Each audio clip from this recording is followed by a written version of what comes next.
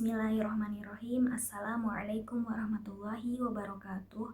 Alhamdulillah, segala puji bagi Allah yang telah memberi kita nikmat kesehatan dan kesempatan. Salawat serta salam semoga selalu tercurahkan kepada Nabi kita Nabi Muhammad SAW yang telah membawa kita dari zaman jahiliyah menuju zaman Islamiyah. Pada kesempatan kali ini, saya ingin menyampaikan sebuah pesan singkat dengan tema ketenangan hati di tengah hidup yang penuh tekanan. Saudaraku sekalian, hidup yang kita jalani sekarang penuh dengan tekanan. Entah itu tekanan ekonomi, tuntutan keluarga, tugas kuliah, pekerjaan, atau bahkan tekanan dari diri kita sendiri. Banyak dari kita yang tampak baik-baik saja, tersenyum, aktif di media sosial, tetapi hatinya sedang berjuang dan penuh kegelisahan. Kadang kita capek, tapi kita tuh nggak tahu harus kembali kepada siapa. Padahal Islam sudah memberikan solusi yang sangat jelas. Allah berfirman dalam Quran surat Ar-Rod ayat 28, Ala bidzikrillahi tatmainnul qulub. Ingatlah, dengan mengingat Allah hati menjadi tenang.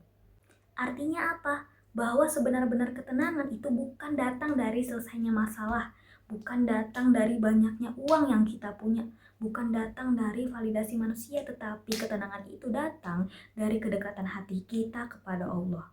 Yang menciptakan hati kita ini adalah Allah. Maka yang menenangkannya juga hanya Allah. Saudaraku yang dirahmati Allah, ada beberapa langkah sederhana untuk kita mendapatkan ketenangan itu. Yang pertama yaitu kita mendekatkan diri kita kepada Allah dengan ibadah-ibadah kecil namun konsisten. Jadi ibadah-ibadah kecil ini kita kerjakan dengan konsisten. Bukan harus ibadah yang besar atau panjang, tetapi yang sederhana. Contohnya, sholat tepat waktu, membaca 1 atau 2 ayat setiap hari, zikir sebelum tidur, kecil tapi menenangkan. Karena hati kita itu seperti tanaman, jika tidak disiram dengan ibadah, maka hati kita akan layu. Kemudian yang kedua, yaitu belajar menerima takdir sambil tetap berusaha. Kadang kita merasa kecewa karena rencana yang sudah kita buat tidak berjalan. Rencana yang sudah kita susun matang-matang tidak membuahkan hasil, tidak sesuai ekspektasi kita. Kita merasa gagal, kita merasa tidak cukup, kita merasa kehilangan. Tapi Allah tidak pernah salah dalam menetapkan sesuatu. Apa yang kita anggap kehilangan bisa jadi adalah bentuk perlindungan Allah kepada kita. Apa yang kita anggap keterlambatan bisa jadi itu adalah bentuk perhatian dari Allah agar kita tuh tidak terlalu tergesa-gesa. Tenanglah, karena Allah tuh tidak pernah meninggalkan kita.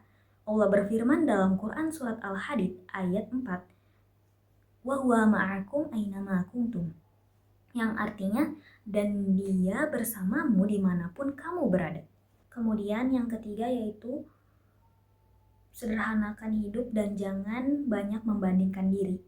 Di zaman media sosial ini, rasa tidak puas kerap muncul dan menghantui hati kita karena kita banyak melihat kehidupan orang lain di media sosial dan kita merasa bahwa hidup orang lain itu lebih baik dibandingkan kehidupan kita. Padahal setiap orang itu memiliki ujian masing-masing. Fokuslah pada proses kita sendiri, bukan pada pencapaian orang lain. Orang yang hidupnya sederhana hatinya, dialah yang lapang hatinya. Jadi saudaraku, ketahuilah bahwa Allah tidak membebani seseorang melebihi batas kemampuannya. La yukallifullahu nafsan illa wus'aha. Yang artinya, Allah tidak pernah membebani seseorang melainkan sesuai dengan kesanggupannya. Jadi, jika hidup kita hari ini terasa berat, bukan berarti kita tidak mampu, tetapi Allah sedang menaikkan level kita. Kadang, Allah menguatkan hati kita itu dengan hal-hal yang membuat kita menangis. Tetapi ketahuilah bahwa Allah itu dekat dengan kita daripada yang kita bayangkan. Jadi marilah mulai dari hal-hal yang kecil. Coba mulai hari ini kita luangkan satu waktu untuk berbicara kepada Allah. Ceritakan saja segala keluh kesah yang sudah kita pendam selama ini. Karena ketenangan itu bukan datang ketika hidup menjadi mudah, tetapi ketenangan itu ketika kita merasa Allah selalu dekat dengan kita. Saudara-saudaraku, terima kasih sudah mendengarkan. Semoga Allah senantiasa menenangkan hati kita dan mempermudah segala urusan kita. Amin ya robbal alamin. Roma Irama Elvi Sukaisi, sekian dan terima kasih. Wal akhir, wassalamualaikum warahmatullahi wabarakatuh.